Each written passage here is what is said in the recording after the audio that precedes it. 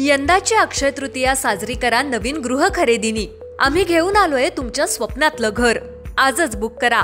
कर्जतच्या मध्यवर्ती ठिकाणी उभारलेलं भव्य आणि देखणं टॉवर 1, 2 आणि 3 BHK फ्लॅट्स, दुकानं आणि ऑफिसेस यांसाठी उत्तम पर्याय।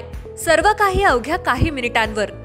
Railway station, bus depot, hospitals, शाळा, कॉलेजेस आणि सर्व प्रमुख बँका फक्त 5 ते 10 मिनिटांवर। अद्वितीय सुविधा, 24 तास पाणी, safety gate, garden, parking, lift, club house, सर्व काही तुमच्या सोयीसाठी।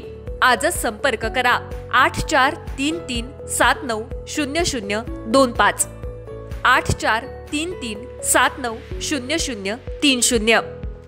गजवक्र हाईट्स, फक्त घर नव्हे, हे आहे एक स्मार्ट आणि सुखद आयुष्य।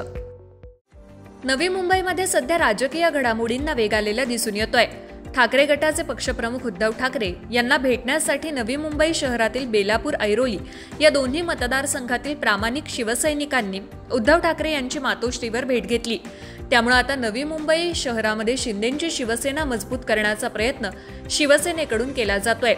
अशा वेळेला नवी मुंबईमध्ये ठाकरे गटाला उभारणी द्यावी या दृष्टीनं मोठे फेरबदल करण्याचं ठाकरे गटाने ठरवलेलं दिसून येत आहे। ठाकरे गटाचे जिल्हाध्यक्ष विठ्ठल मोरे यांचं प्रमोशन करण्याचं काम आता ठाकरे गट करणार आहे। त्यांना ठाकरे गटाचे उपनेते करणार असल्याची माहिती सूत्रांकडून मिळतेय। त्यामुळे ठाकरेंचे काका राज्याचे उपनेते होणार हे मात्र नक्की। त्यामुळे शिंदेंच्या शिवसेनेत 2 उपनेते नवी मुंबईत आहेत।